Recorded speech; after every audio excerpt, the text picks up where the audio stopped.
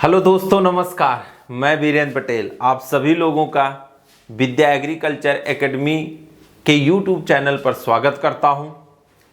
और भाई कैसे हैं सारे लोग? सब बढ़िया, बिंदास पढ़ाई लिखाई कर रहे हो? बिल्कुल करो यार, क्योंकि उसी से ज़िंदगी आपकी आगे जानी है और वही आपको आगे ले भी जाएगा और कोई दूसरा रास्ता नहीं है। अगर आप पढ़ाई के क्षेत्र में काम कर रहे हो, बस एक ही चीज़ है कि आप पढ़ के अपनी ज़िंदगी को बना सकते हो। और जैसा कि आज एक नए टॉपिक के साथ आपके सामने हूँ, क्या allied activities of agriculture. Start करने से पहले कुछ बातें भी कर लें। देखिए, वह क्लासेस स्टार्ट हो रही हैं, आप भी स्टार्ट कर दिए होंगे। करने से पहले एक बार चैनल को शेयर कर दीजिए, स्टेटस लगा दीजिए। जो ना सब्सक्राइब किए वो सब्सक्राइब कर लें और डेली आपके सामने वीडियो लेके आता रहूँगा। तो आज का अपना टॉपिक है एलाइड एक्टिविटीज़ ऑफ एग्रीकल्चर। कहोगे एलाइड एक्टिविटीज़ क्या होती हैं? मैंने आपको डिफिनीशन के टाइम बताया था। क्या बताया था? Cultivation of soil and allied activities known as क्या बताया था? एग्रीकल्चर। कि फसल का कल्टीवेशन कर रहे हैं या फसल की जो निराई गुड़ाई कर रहे हैं, उसी के साथ साथ जो हम हॉर्टिकल्चर या फिशरीज या एनिमल हस्बेंड्री, जो अदर एक्टिविटीज ये सब चीजें कर रहे हैं, यही आपकी क्या कहलाती हैं? एलाइड एक्टिविटीज कहलाती हैं। ठीक है, आपका घर होगा, घर में देखिए आप क्या करते हो, खेती भी करते हो, खेती के साथ साथ कुछ और करते हो। क्या करते हो? मुर्गी पालते हो, मतलब पोल्ट्री। और क्या करते हो? एनिमल साइंस या एनिमल हस्बेंड्री चीजें करते हो कि नहीं? कोई फिशरीज करता है, कोई एपीकल्चर, कोई सेरीकल्चर, कोई लैग प्रोडक्शन करता है। तो ये सब चीजें क्या कहलाती हैं? एलाइड एक्टिविटीज कहलाती हैं। आपके दिमाग में आया होगा कि इसकी जरूरत क्या पड़ी, इसकी जरूरत क्या पड़ी इंडिया में, कि जो कि हम उससे संबंधित जो सेक्टर हैं उस पे हमें काम करने की जरूरत क्यों पड़ी। ये चीजें जरा आपको समझना है। चलिए आगे देखते हैं क्यों पड़ी।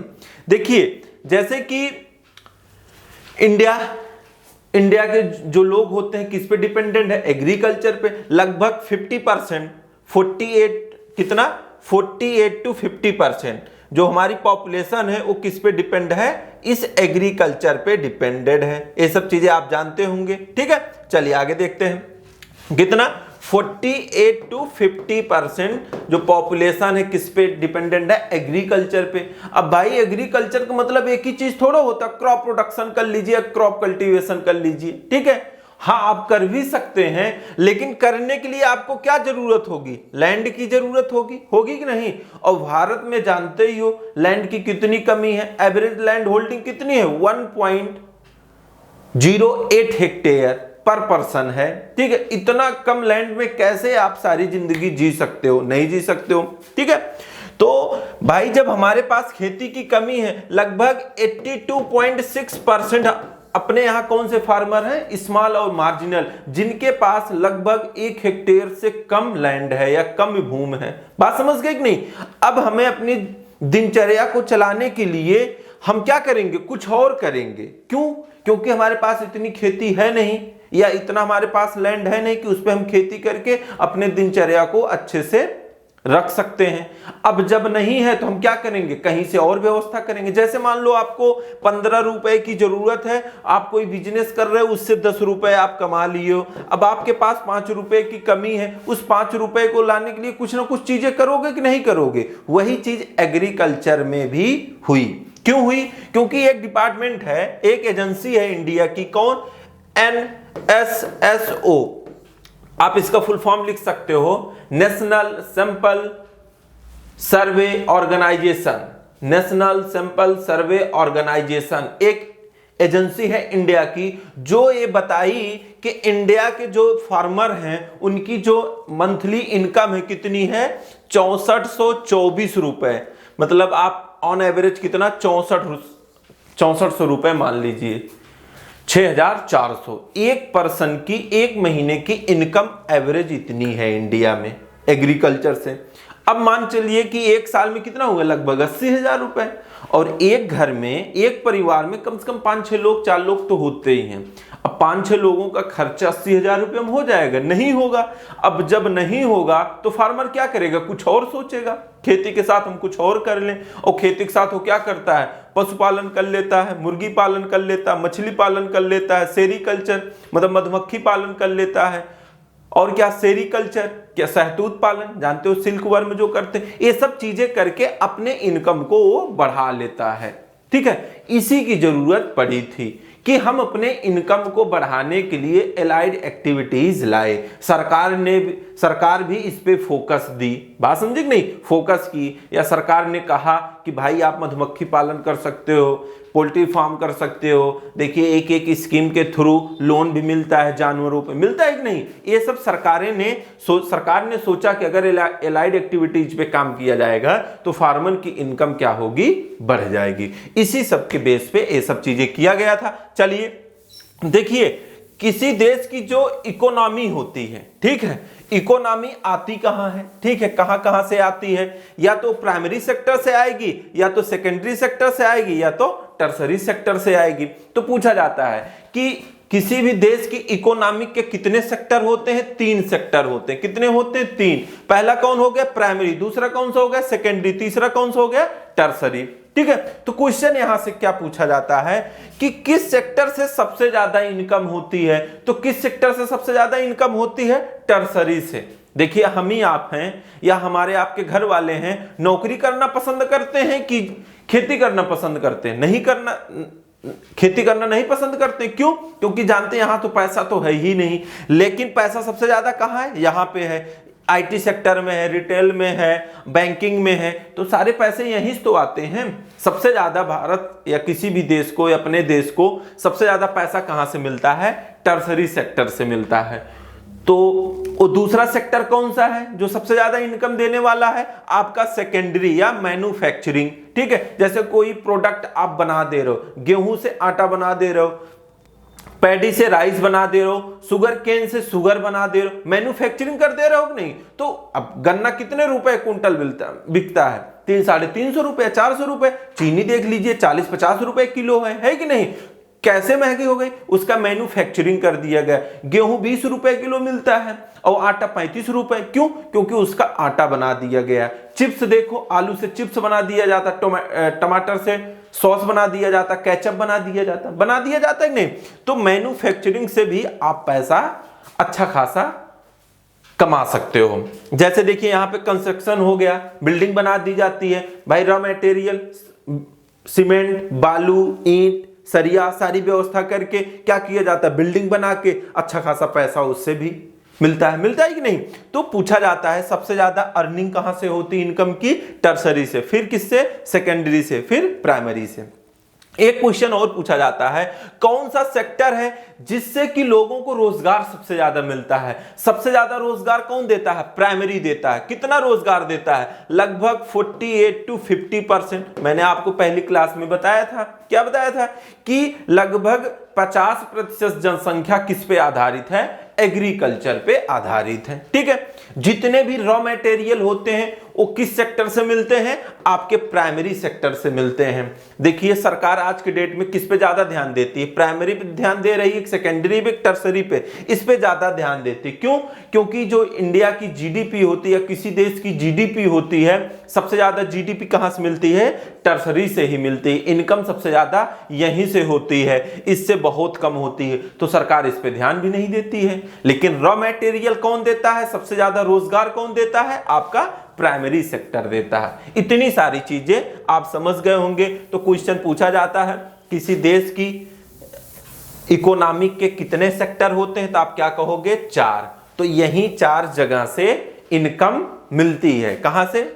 आपके प्राइमरी से, 3 होते हैं, इसी 3 सेक्टर से पैसा मिलता है। प्राइमरी से, सेकेंडरी से, टर्सरी। सबसे ज्यादा यहां, सबसे कम यहां, और सबसे ज्यादा रोजगार देने वाला सेक्टर यही है। ठीक है, इतनी सारी चीजें आप समझ गए होंगे। तो एक एक करके देख लिया जाता है कौन कौन से एलाइड एक्टिविटीज हैं जो कि किसान या फार्मर आज के डेट में सबसे ज्यादा यूज करता है। चलिए आगे देखते हैं। पहला क्या है, एक्वाकल्चर। अच्छा टॉपिक है, ये सब चीजें बताने से पहले एक टॉपिक पे चर्चा कर लेते हैं। देखिए जैसे कि इस सब की जरूरत कैसे आई। अभी हम आपसे पूछें कि जो हमारा फार्मर है सबसे पहले क्या करना स्टार्ट किया था, आप तुरंत बोलोगे कि भैया वो खेती करना स्टार्ट किया था, आप यही कहते हो। लेकिन आप अगर दिमाग से सोचोगे या आप सारी चीजें जानते होंगे तो देखिए जो ह्यूमन का डेवलपमेंट हुआ था, उसके स्टेप जो होते हैं, तो एक क्वेश्चन खूब पूछा जाता है, उसके जो स्टेप होते हैं, कितने स्टेप होते हैं, 4 होते हैं। कितने होते हैं, 4 होते हैं। एक एक देख लीजिए कौन कौन सा होता है। देखिए जो ह्यूमन का डेवलपमेंट हुआ, पहला ही स्टेप कौन सा है, हंटिंग का, लिख लीजिएगा हंटिंग।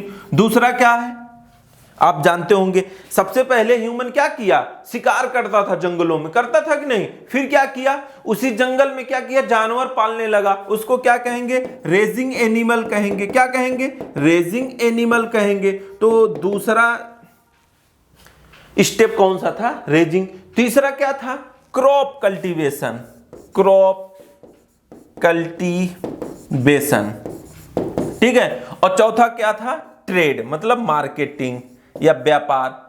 तो ह्यूमन का जो डेवलपमेंट हुआ था वो 4 स्टेप पे हुआ था। सबसे पहले क्या था, हंटिंग। दूसरा क्या था, रेजिंग एनिमल। और तीसरा क्या था, क्रॉप कल्टीवेशन। और चौथा क्या था, ट्रेडिंग या ट्रेड, मार्केटिंग, व्यवसाय। बात समझे कि नहीं। तो सबसे पहले ह्यूमन क्या करता था, शिकार करता था। फिर क्या किया, जानवर को पालना स्टार्ट किया। फिर क्या किया, क्रॉप कल्टीवेशन, मतलब फसल का उत्पादन किया। उसके बाद ये सब चीजें करने के बाद क्या किया, उसका व्यापार करने लगा, एक से दूसरे को बेचने लगा। तो ह्यूमन का डेवलपमेंट के ये 4 स्टेप होते हैं। एक चीज याद रखिएगा, कभी भी ये मत कहिएगा कि सबसे पहले क्या आता है, क्रॉप कल्टीवेशन आता है। सबसे पहले हंटिंग आता है, दूसरा क्या आता है, रेजिंग एनिमल, तीसरा क्रॉप प्रोडक्शन या क्रॉप कल्टीवेशन आता है। ये सब चीजें आपको समझ में आ गई होगी। चलिए अब चर्चा करते हैं क्या, एलाइड एक्टिविटीज। पहला क्या है आपका, एक्वाकल्चर है, ठीक है। क्या है, एक्वाकल्चर। देखिए जो एक्वाकल्चर की बात होती है, देखिए मैंने आपसे कहा कि क्या पानी में बहुत सारी चीजें की जाती नहीं। कोई प्रॉन का फार्मिंग करता है, कोई पर्ल फार्मिंग करता है, कोई फिशरीज करता है, या और एक्टिविटीज करते हो पानी के अंदर, करते हो नहीं। तो अलग अलग टर्म दिया जाता है, ठीक है। लेकिन अगर सबको मिला की बात कर दी जाएगी, जैसे देखिए यहां मछली पाले हो कि नहीं है, और यहां पे देखिए लेडीज कुछ कर रही हैं, यहां पे कुछ और हो रहा है कि नहीं। अगर पानी के अंदर आप कोई भी एक्टिविटीज करोगे, कुछ भी करोगे, वो सब किसके अंतर्गत आती हैं, आपके एक्वाकल्चर के अंतर्गत आती हैं, ठीक है। बस आप अपने दिमाग में इतना समझ लो कि क्या फिशरीज, और क्या पर्ल फार्मिंग, और क्या प्रॉन फार्मिंग, या वाटर के अंदर या पानी के अंदर आप कुछ भी करोगे, सब किसके अंतर्गत आएगा, आपके एक्वाकल्चर के अंतर्गत आएगा, ठीक है। इतनी सारी चीजें आप समझ गए होंगे। चलिए दूसरा आपका एलाइड सेक्टर क्या है, फिशरीज। यहां से भी खूब इनकम मिलती है कि नहीं। गांव क्षेत्र में देखिए मछली पालन कितना लोग करते हैं, ठीक है। जो घर में या घर के आसपास आप मछली पालते हो, पालने के बाद उसको पकड़ कर क्या करते हो, मार्केट में सेल कर देते हो। तो इस टाइप की फिशरीज को क्या कहते हैं, कल्चर फिशरीज कहते हैं। आप लिख लीजिएगा, क्वेश्चन बहुत पूछा जाता है। जो मछली पाल के बेची जाती है मार्केट में, उसको क्या कहते हैं, आपके कल्चर फिशरीज। क्या कहेंगे, कल्चर फिशरीज, ठीक है। और समुद्र से, नदियों से या तालाब से जो मछली आप पकड़ के लाते हो, नदियों में कोई मछली पालता, कोई नहीं पालता। समुद्र में कोई मछली पालता, कोई नहीं पालता, लेकिन मछली वहां से पकड़ के लाते हो, तो इस मछली को क्या कहते हैं, कैप्चर फिशरीज कहते हैं। क्या, कैप्चर। तो आप ये सब चीजें लिख लीजिएगा। कैप्चर फिशरीज क्या होती है, जिस मछली को आप समुद्र से या नदियों से पकड़ के ला रहे हैं, मतलब जिसको हम पाले ओले नहीं है, ठीक है, पकड़ लाए हैं कहीं से, वो क्या होंगे, कैप्चर। और जो मछली हम पाल के क्या नाम बेच रहे हैं या पकड़ रहे हैं, उसको क्या कहेंगे, कल्चर फिशरीज कहेंगे। इतनी सारी चीजें आप समझ गए होंगे। यहां से क्वेश्चन ऐसा बनता है। बाकी फिशरीज के लिए अलग से क्लास लूंगा, वहां पे सारी चीजें बताऊंगा, ठीक है। चलिए आगे चलते हैं। आपका दूसरा क्या है, प्रॉन फार्मिंग, झींगा उत्पादन। बहुत फेमस क्वेश्चन है, यहां से भी पूछा जाता है क्वेश्चन। तो एक एक करके देख लेते हैं, ठीक है। देखिए यहां पे क्या लिखा है आपका, प्रॉन। झींगा उत्पादन, ये भी कम एरिया में करके आप अच्छा खासा इनकम ले सकते हैं। कैसे जानते हो, मछली का रेट क्या है मार्केट में, 150 से 200 रुपए, लेकिन अगर झींगा प्रोडक्शन आप करोगे तो इसका रेट 350 से 400 रुपए है। ठीक है, करके आप अच्छा खासा इनकम प्राप्त कर सकते हैं। तो ये भी अपने इनकम को आगे करने के लिए, अपना इनकम बढ़ाने के लिए ये भी एलाइड सेक्टर काफी यूज हो रहा है, किसान करते भी हैं। ठीक है, तो पूछा जाता है प्रॉन फार्मिंग क्या होता है, जब झींगा प्रोडक्शन आप करोगे। ठीक है, कहां किया जाता है, पानी के अंदर किया जाता है, यही आपकी क्या कहलाती है, प्रॉन फार्मिंग कहलाती है। ठीक है, चलिए आगे चलते हैं। देखिए दूसरा अगला क्या है, पर्ल फार्मिंग, मोती प्रोडक्शन किया जाता। मोती आप जानते हो कितना महंगा मिलता है। ये मोती मिलता कहां से है, जो सीप होती है, सीप देखते होंगे, अब तो कम दिखता है, नहीं तो पहले गांव में जो आंटी लोग होती हैं, मम्मी लोग होती थी, वो क्या करती थी, आलू छिलने में इसका यूज करती थी। जो आलू का सेल होता, उसका छिलका होता, उसका उतारने में इसका प्रयोग करती थी। ठीक है, तो वो सीप के अंदर क्या पाया जाता था, मोती पाया जाता था। इस मोती की कीमत 100 रुपए 80 रुपए से लेके 200-250 रुपए तक होता है। तो ये भी आप इसका भी प्रोडक्शन करके पैसा आप कमा सकते हैं। तो काफी लोग इस पे भी काम कर रहे हैं। तो पर्ल फार्मिंग यही होता है, जो मोती का प्रोडक्शन करते हैं, मतलब सीप देखे होंगे आप, तो सीप के अंदर मोती पाई जाती है, उस मोती की कीमत होती है। तो यही आपकी क्या कहलाती हैं, पर्ल फार्मिंग कहलाती हैं। ठीक है, इतना हो गया। अब बात करेंगे क्या, पोल्ट्री का, बहुत इंपॉर्टेंट है, यहां से खूब क्वेश्चन बनते हैं। चलिए देख लिया जाता है।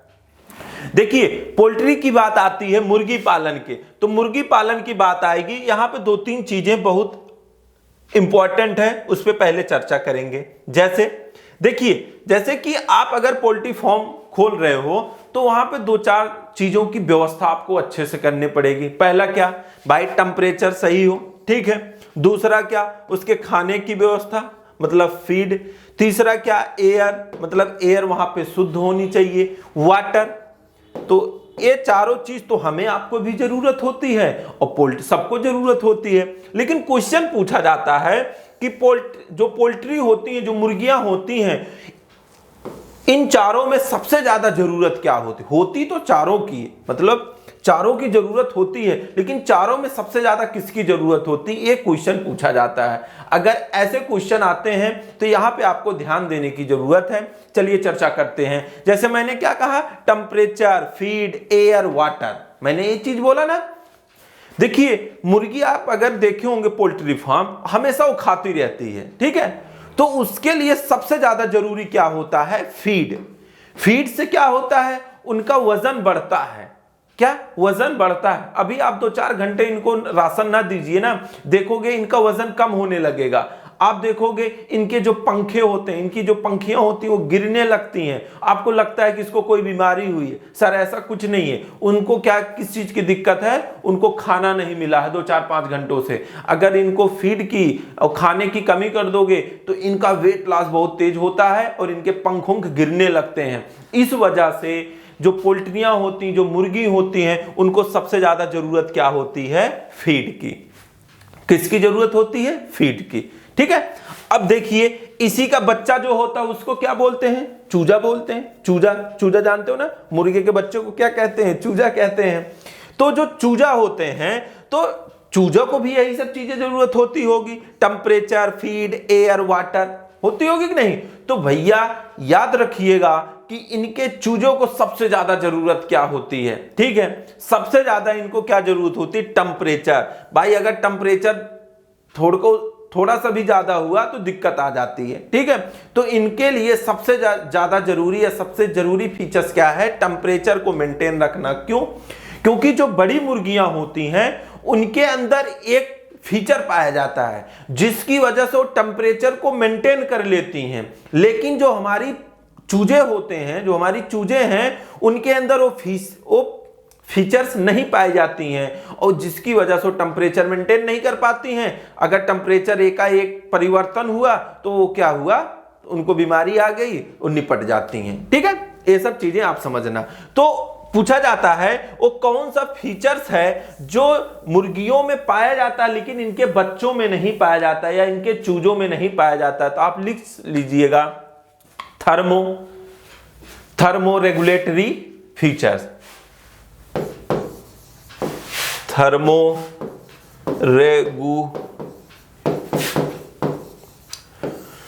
थर्मोरेगुलेटरी फीचर्स पाया जाता है मुर्गियों में, इनके चूजों में नहीं पाया जाता। इसी वजह से टेम्परेचर कम ज्यादा होने से इनके चूजों को दिक्कत आती है।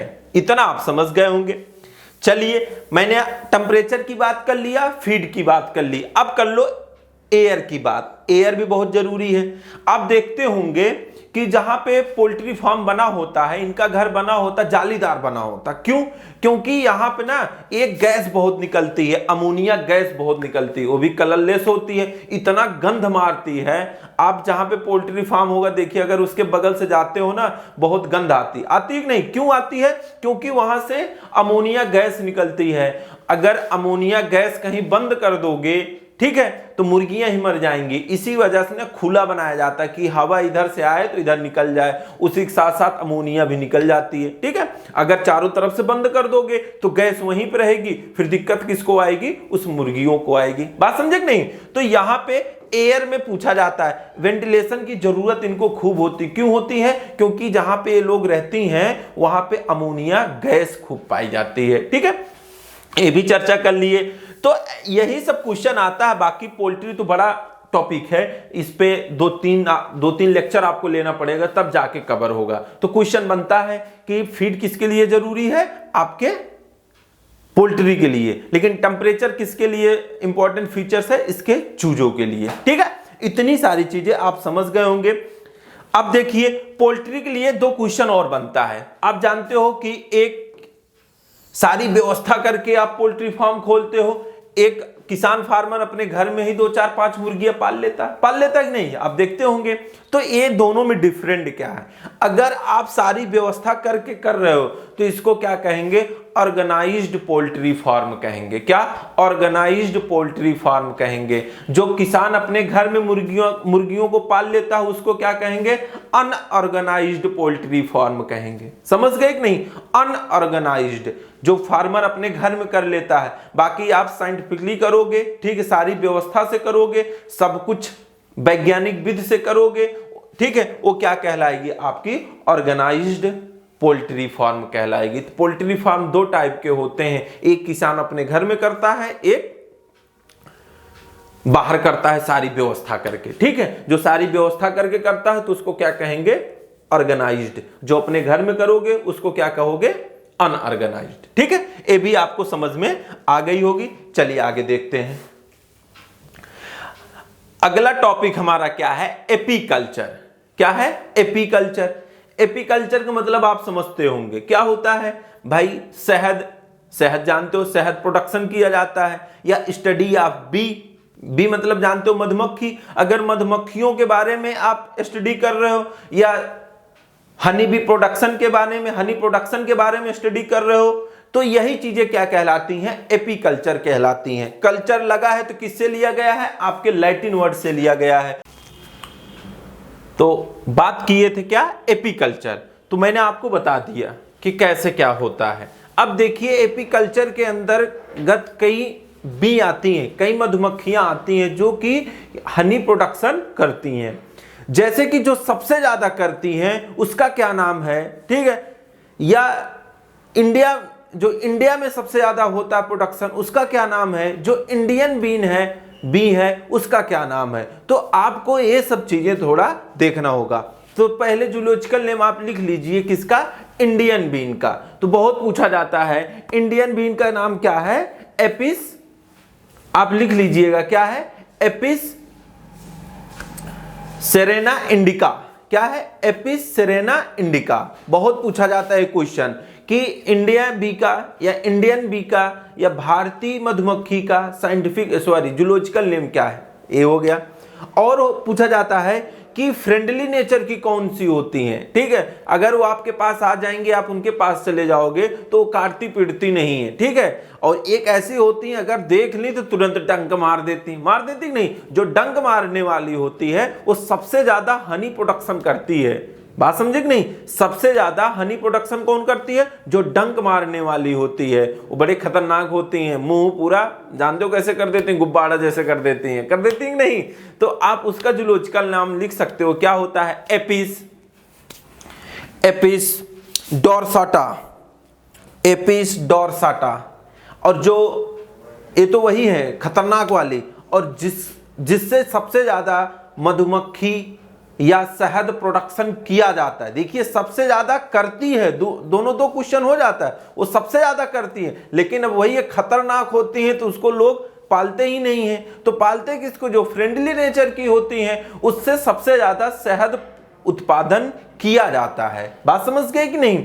तो उसका क्या नाम है आप लिख लीजिएगा, एपिस, एपिस मेलिस्फेरा, एपिस मेलिस्फेरा। तो भैया यही सब क्वेश्चन पूछे जाते हैं। जो इंडियन बी है उसका क्या नाम है मैंने आपको बता दिया, एपिस। ठीक है, तो ऐसे करके सारी चीजें आपको याद रखनी है। ठीक है, तो तीनों आपको याद रखना है। पहला क्या मैंने बताया भाई, जो फ्रेंडली नेचर की होती है उसका क्या नाम है? Apis mellifera. ठीक है, क्या है? एपिस मेलिस्फेरा।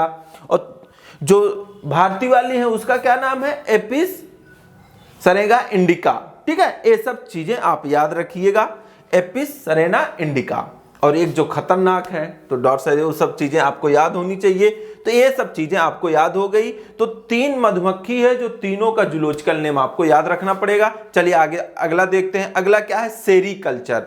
यहां से भी खूब क्वेश्चन आता है। सेरीकल्चर क्या होता है? एक सिल्क वर्म इंसेक्ट होता है। ठीक है, जो मलबरी प्लांट होता है उसी के ऊपर उसका पालन किया जाता है। पालन करके वो क्या करता है? शहतूत की पत्ती, मलबरी की पत्ती को खाता है, तो क्या करता है? सिल्क प्रोडक्शन करता है। ठीक है, तो सिल्क वर्म वो कौन सा वर्म है? उसका जो साइंटिफिक नेम है, जूलॉजिकल नेम आप लिख लीजिएगा, क्या? बॉम्बिक्स मोरी, बॉम्बिक्स मोरी। तो बोला जाता है ये इंसेक्ट, ये सिल्क वर्म क्या करता है? शहतूत की पत्तियों पे, मलबरी के पत्तियों को खाकर सिल्क प्रोडक्शन करता है।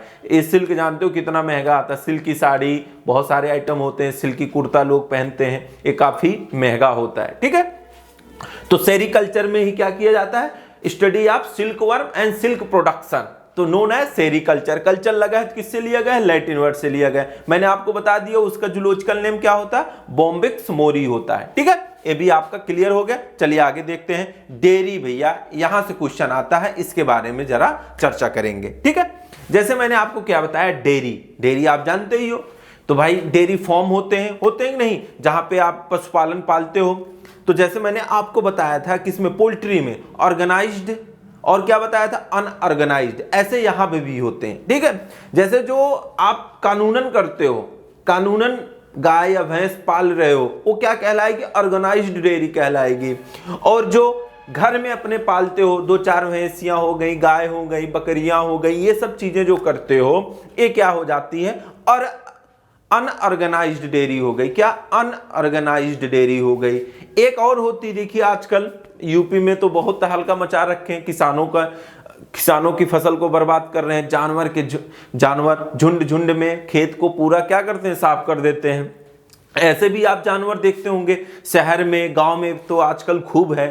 तो जो जानवर के झुंड निकलते हैं, उस झुंड को क्या कहते हैं? ये भी क्या है? डेयरी का एक पार्ट है। भाई मैंने आपको बता दिया, जो डेयरी होते हैं उसके 3 पार्ट होते हैं। एक ऑर्गेनाइज्ड हो गया, एक अनऑर्गेनाइज्ड हो गया, एक आपकी क्या होती है? माइग्रेटरी होती है। क्या होती है? माइग्रेटरी होती है। तो ये चीजें आपको याद रखना है। ठीक है, मैंने आपको बता दिया क्या? ऑर्गेनाइज्ड, अनऑर्गेनाइज्ड और माइग्रेटरी। ठीक है, माइग्रेटरी मतलब जो जानवर के झुंड होते हैं उसी को कहते हैं। ठीक है, ये तीनों आप समझ गए होंगे।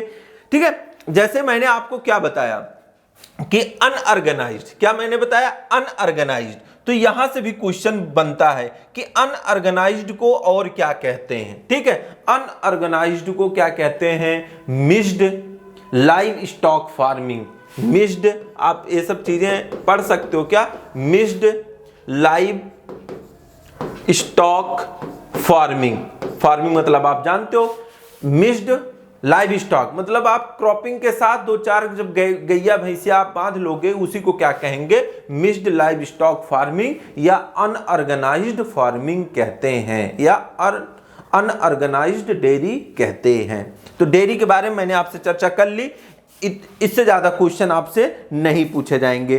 तो मैंने सारी चीज़ें एक एक करके आपको बता दिया, ठीक है। जैसे कि और काफ़ी चीज़ें हैं जो कि लेक्चर वाइज हम आपको प्रोवाइड करते रहेंगे, लेकिन सर क्वेश्चन पूछे जाते हैं इस सब से, ठीक है। जैसे डेयरी जो घर में आप कर रहे हो क्या कहलाते हैं, जो साइंटिफिकली करते हो उसको क्या कहते हैं, पोल्ट्री मैंने 2 बता दिया, जो झुंड झुंड जानवर घूमते रहते हैं। देखिए आप देखे होंगे कि गांव में देखिए बकरियां भेड़ लोग लाते हैं चराने के लिए, लाते हैं कि नहीं, उसको क्या कहते हैं। ये सब चीज़ें आपको ध्यान देने की ज़रूरत है। और एक बार फिर आपसे कहना चाहते हैं, आप अपना प्यार सपोर्ट जैसे दे रहे हैं ऐसे देते रहिए। और इंटर कॉलेज के जो बच्चे हैं उनके लिए 2 बातें बोलूँगा कि आप लोग बिल्कुल टेंशन मत लीजिए, अभी अपने घर रह के तैयारी करिए, यूट्यूब के माध्यम से पढ़िए। देखिए कोचिंगें सरकार के हिसाब से नहीं चल रही, लोग ज़बरदस्ती चला रहे हैं। चलाने के कई रीज़न हो सकते हैं, बस एक ही रीज़न नहीं है कि आपका फ्यूचर बना रहे हैं, कुछ चीज़ें और हैं। हम इस मंच के माध्यम से नहीं बोलना चाहते हैं, लेकिन आपको वो चीज़ें समझना चाहिए, ठीक है। तो आप अपने लिए सोचिए और अपने लिए अच्छा करिए। आपको जो मैटर हम दे रहे हैं और इसको वीडियो से लिखते जाइए, नोट्स बनाते जाइए, आपके आगे बहुत काम आएंगे। क्योंकि देखिए अब यही ये लोग पढ़ाई के मतलब एक ही चीज़ समझते हैं, भाई धान गेहूँ ज्वार बाजरा हमें पढ़ा दीजिए। उससे पहले काफ़ी चीज़ें होती जो कि आपको समझने की ज़रूरत है। वो सब चीज़ें समझते हैं आप। एक बिल्डिंग बनाई जाती है, उससे पहले काफ़ी व्यवस्थाएं की जाती हैं। ऐसे एक सब्जेक्ट पढ़ने से पहले उसका बेसिक चीज़ें आपको समझ में आ जाना चाहिए। बात समझे कि नहीं? जब बेसिक चीज़ें आपको समझ में आ जाएगी ना तो करने में बहुत मज़ा आता है। डायरेक्ट आप टॉपिक पे चले जाओगे तो आपको बहुत सारी चीज़ें नहीं समझ में आएगी। तब वही टीचर आपसे कहता भैया इसको रट्टा मार लो, टीचर बोलता भी है कि इसको रट्टा मार लो, ऐसे हम भी रट्टा मारे थे, ठीक है। जब मैं तैयारी करता था तो बहुत लड़के ऐसे रहते थे, सीनियर हमारे आते थे, ठीक है भाई। 2011 में जब मैंने एडमिशन लिया 12 में, तो 11-12 में तैयारी किया था, 12 में एडमिशन लिया, तो सीनियर आते थे कोचिंग, बताते थे ऐसा नहीं वैसा करिए, ठीक है, रट्टा मार लिए। लेकिन अब जाके कुछ चीज़ें समझ में आई, नहीं रट्टे से सारी चीज़ें नहीं, समझ के भी बहुत सारी चीज़ें तैयार की जा सकती हैं। तो रट्टाफिकेशन वाला काम होता है, लेकिन इतना भी नहीं होता जितना लोग आपके अंदर घुसा दिए हैं। एग्रीकल्चर बस रट्टा है, हाँ रट्टा है, लेकिन सारी चीज़ें नहीं है। समझ के रट्टा मारोगे तो कम समय में ज़्यादा मैटर आप तैयार कर लोगे। और एक बार फिर आपसे कहना चाहता हूं कि बिल्कुल टेंशन मत लीजिए, आपके लिए हम हैं, हमें जितना मेहनत करना पड़ेगा मैं करूंगा आपके लिए। बस आप ऐसे अपना प्यार और सपोर्ट देते रहिए। आज के लिए बस इतना ही, मिलता हूं आपको नेक्स्ट वीडियो के साथ। जय हिंद, जय भारत।